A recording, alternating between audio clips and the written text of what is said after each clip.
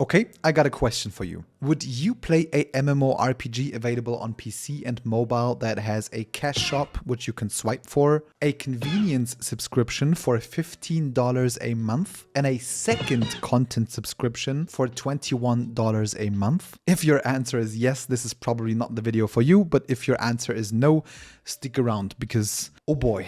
In today's video, I want to raise awareness about the publisher NCSoft and the fact that they are either trolling or trying to speedrun self-destruction. I don't know. But what I do know is that what they are doing right now is unacceptable, and I think that content creators should raise awareness and send a clear signal. The reason why I make this video is because of the recent announcement that NCSoft has made for the monetization of Aion 2, and also another game that they have just recently launched and no one is talking about, called Blade and Soul Heroes. And I gotta say that at this point, I didn't just lose hope for any future projects of NCSoft.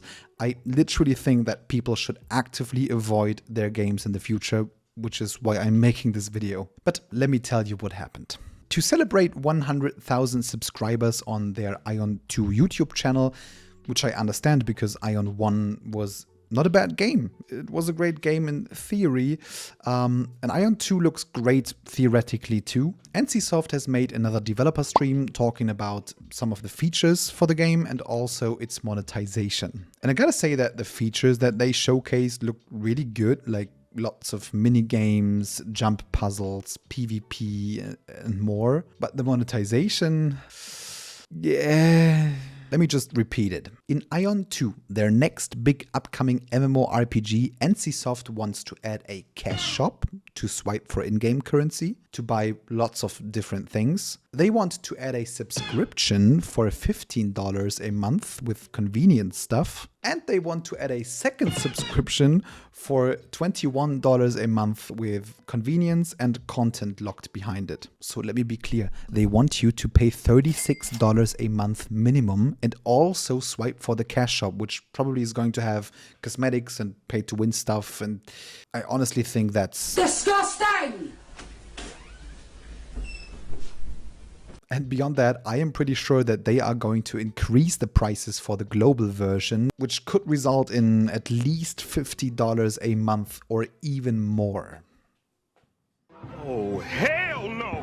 So at this point, I am wondering, how does this even happen? Like, who's making the decisions? Like, NCSoft, are you aware that whoever is making the decisions has probably been paid from outside to speedrun getting your publisher closed as quickly as possible? And another thing that I don't understand is, how are they so good at making games but so bad at making strategic and financial decisions? Like, they seem to have the best developers and game designers, or at least very good developers and game designers, and the worst management at the same time. And if you know something about NCSoft, you know that this is not a surprise, because their whole career and their whole existence is a timeline of catastrophic decisions, creating some of the best MMOs with the worst monetization systems and strategic decisions. Like, it's blowing my mind. And if you still didn't lose trust in NCSoft, let me do my part and recap what they have done so far. In 2004, they released LineAge 2 globally, which was one of the most successful early MMOs on the market. The game had strong PvP, guild versus guild battles, the classic MMO grind, and a great social and community feature for its time. And it even came out before World of Warcraft released. Now, you can already imagine the problem. But it's pay to win. Like, very clearly pay to win. Not even hiding it, with cash shop items that actively affected performance and character power and stuff like that. Which ultimately led to many private servers without pay to win and increased rates being more popular than the official game. So what did NCSoft do about it? Well, Nothing. Me? Just hanging around. the game is literally still there and some whales are still paying a lot of money for it. Well, actually, I lied. They did something. They actually released 2 more LineAge games, both of which were on the phone with pay to win. In 2009, NCSoft released Aion 1, which was a great game. It was one of the first MMOs with the option to fly around, including combat while flying, and it also had a very strong PvP and PvE mix, a race conflict and realm versus realm wars. And the game was actually not pay to win from the beginning. And it was doing very, very good, being one of the most successful MMOs of this time. So what do you think NCSoft has done? Ooh, what does this button do? Please, please, do not push the button. You have no idea what it... They added pay to win. Cash up, convenience items, subscriptions. You know where this is going, right? And they didn't even wait long for that. They did it like 2 years after release, 1 year after release, something like that. It's crazy. And in 2012, they released Blade and Soul. And listen, I will never, ever forgive them for what they have done to this game. Because let me be clear, Blade and Soul had the best arena PvP competitive combat system that I have ever played to this date. It was so much fun and it was very popular. It even had casted tournaments on stage and world tournaments.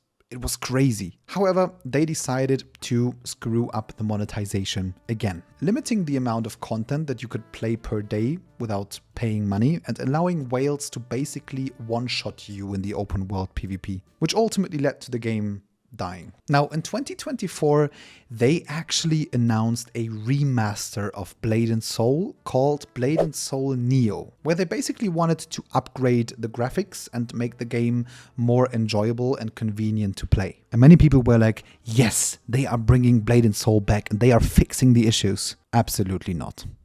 It's just not getting in my head. They removed the best feature of the game, which is the fair arena PvP. And they also removed class skill progression and they just made skills drops in the game. And if you didn't drop it, well, don't worry, you can buy it on the market from other players with paid currency, which is not the only pay to win feature in this version of the game.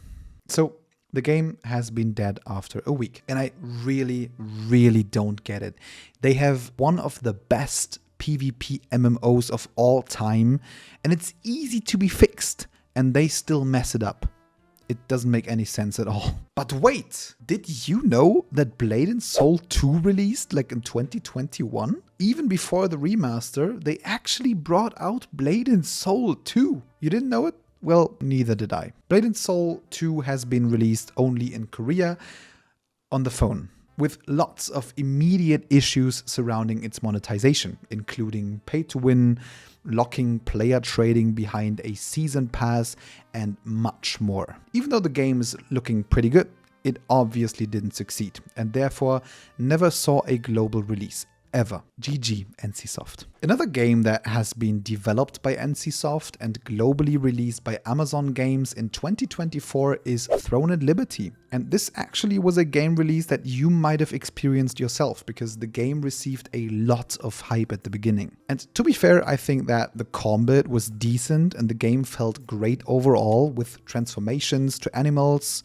to traverse the map and a great mix of PvE and PvP and other fun mechanics. And also great looking graphics, by the way. And I gotta say that it took me 150 hours of playtime to realize that the game was not just lacking endgame content and got boring at the endgame, but it was pay to win again. And you could pretty clearly see that if you watch the shorts from Shroud. If you don't know this content creator, you should check him out, on Throne and Liberty, and how much money he spent in the game. Because you could just literally buy gear from the auction house and upgrade it by using paid currency as well. Which is even worse if you realize that some of the endgame content and gear is locked behind guild PvP. So whale guilds just basically actively dominated the service. That's all. That's how Throne and Liberty basically ended. I mean, it's still running, but it's not doing good. And you might have not realized it, but about 1 week ago, NCSoft has released another game. And it's called Blade and Soul Heroes. And it's actually a Blade and Soul game. At this point, my poor brother Blade and Soul is literally at its lowest point, injured, and they are still kicking it. So I didn't expect much, but I was still disappointed. The game is called Blade and Soul Heroes, and guess what it is? A mobile turn-based gacha game, obviously with pay-to-progress mechanics, and also with gacha, which makes it even worse. And just a quick side note, if you don't know what gacha means, it's a system where you have to gamble for characters.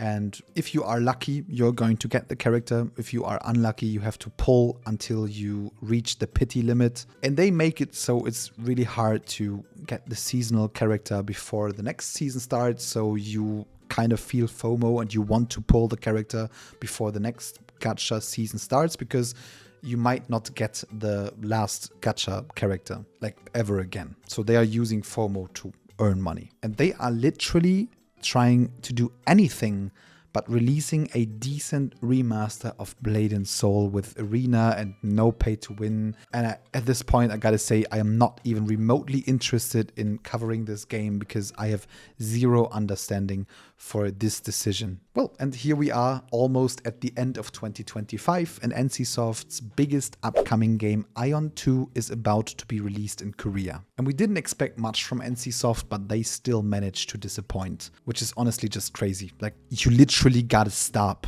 They even said in an interview about Aion 2 that they have realized that their past decisions about monetization haven't been financially successful, and that they have learned from these mistakes and want to rethink their strategy about monetization, creating a system that keeps players around for longer with less pay to win. And if you didn't trust them with that, you were absolutely correct, because they just announced that the game will have a cash shop where you can swipe for a lot of stuff, one convenience subscription for $15 a month, and a second content and convenience subscription for $21 a month, resulting in a minimum of a payment of $36, so you are not locked out from content, next to a cash shop where you can basically swipe infinitely, which is probably not going to be the global price, so it will even be higher. And at this point, I just have a message for whoever is making the strategic decisions at NCSoft.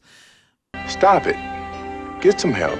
And I think it's extremely important that we as gamers must ensure that our voices are heard. Because if we just ignore what the developers are doing at this point, they will keep doing it. If we keep playing their games, making a little payment here and there for like power or convenience, they will try to test their limits. Let me tell you guys, as someone who is working in the gaming industry as a main job, I have been to multiple game dev events and workshops, and the most important and most visited presentations on these events are always about how to milk whales as effectively as possible and how to strategically position small microtransactions in a game to get everyone to pay something. And developers are learning how to make pay to win look not pay to win, so the community defends the game against people who actually realize that it's pay to win. And don't get me wrong, I own a business myself, and I know that game development is a business, and a business is about making sure that you are growing and making money. But you could choose to just do it like Baldur's Gate 3, for example, and just offer a great game for a paid price, and that's it, and be very successful with it. Or you could offer a MMO like World of Warcraft or Final Fantasy 14, asking for a paid price one time and a monthly fee, and in return you basically give players the whole game and everything the game has to offer without limits, which also has been very successful, and these games have been running for a long time. And I'm actually even fine with paying for cosmetics in the game, so if that is the way you want to earn your money, just offer cosmetics, but don't let it impact the gameplay. But instead, some developers just want more. And we have to make sure that these developers understand that if they want too much, they get nothing. And it's also important to note that the mobile industry is doing its part in all of this, because unfortunately mobile gamers tend to not pay money for a game to buy it, but instead they tend to invest a lot of money inside of the game. And these developers are trying to transfer this idea over to PC and console gamers as well, and they should stop trying to do that. Please stop making games or start creating mobile games, and that's it. You can do mobile games, let these people pay whatever they want to pay, but just stop making PC games. But now I would like to know what you think about this topic. Do you agree to what I've said, or do you have a different opinion? Are you going to play Aion 2? Or did you already lose interest to play the game at all? And do you think that NCSoft will ever rethink their strategy or even pull the handbrake on Aion 2 before release? Or will they just keep driving straight against the wall? Please share your thoughts in the comment section below. I always love constructive discussions in my comment section, but try to be fair and do not say any bad words. Now, if you want to see a positive video instead, I encourage you to check out my review of the MMO features of Where Winds Meet, which is going to be a great free-to-play hybrid MMO that will be releasing in November 2025 with 0 pay to win. And you can find the video here. It's a great video. I've put a lot of work into it. So if you check it out, thank you for doing so. And if you don't have the time, thank you for watching this video. I see you in the next one. Bye bye.